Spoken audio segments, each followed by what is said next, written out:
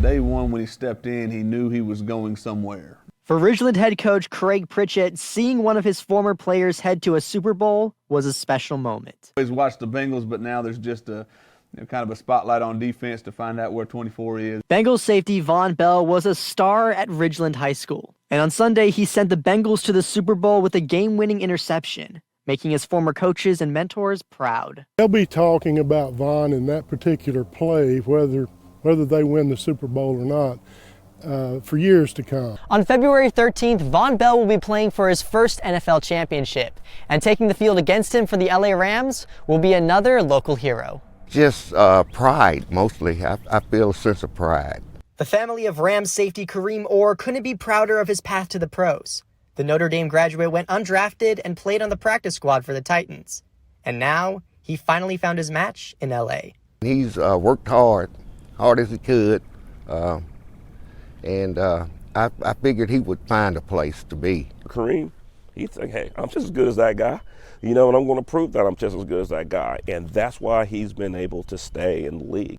Drafted versus undrafted, Ridgeland versus Notre Dame all comes to a head with the Rams versus the Bengals. I'm going to be rooting for Cincinnati for sure. We LA Rams now. Increased workloads, COVID disruptions, sub shortages, just a few of the headlines on the education beat this past year.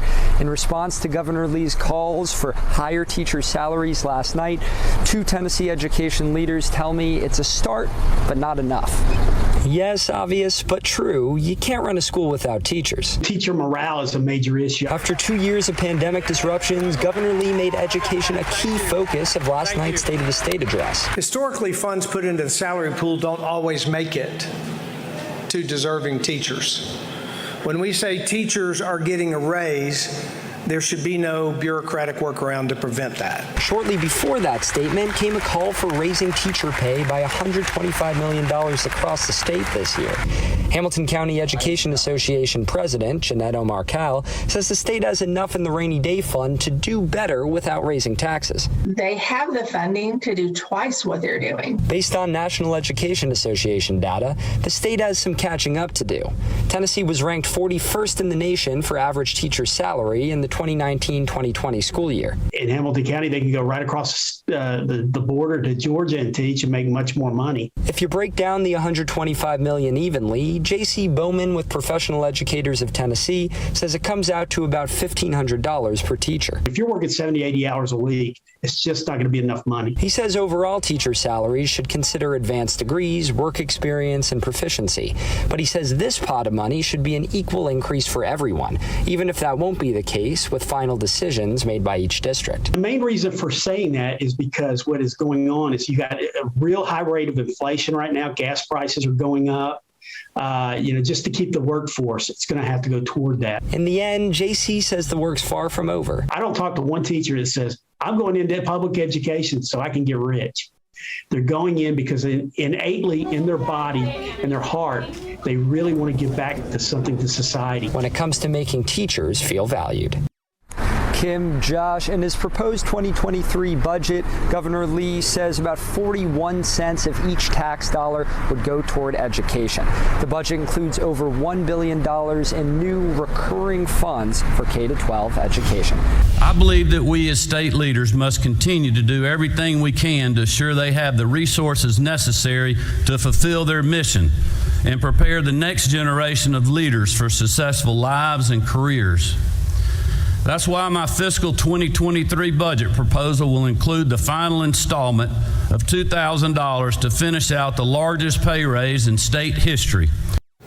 State lawmakers passed a $3,000 raise for teachers in 2019. The governor wants to give a $2,000 bonus to school administration as well as instructional and support staff. He's also proposing a $1,000 bonus for bus drivers, school nurses, and part-time workers.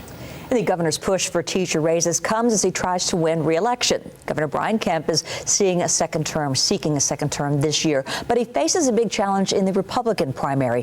Former U.S. Senator David Perdue is running for the state's top office. He just spoke to the Whitfield County GOP in the last hour. It started with a video message from former President Donald Trump endorsing Perdue. His main message was about the 2020 presidential election. Trump has consistently said the election was stolen, despite several investigations investigation finding no such evidence. I want to form a full-time, paid-for law enforcement division. This is election law enforcement division inside the Georgia Bureau of Investigation. Yes, yes, yes. That's what it's going to take, full-time. These guys are dedicated to nothing but enforcing voting laws. There is a handful of challengers on the Republican side, including former state representative Vernon Jones. Stacey Abrams is running on the Democratic ticket. Kemp narrowly defeated her in the gubernatorial race back in 2018.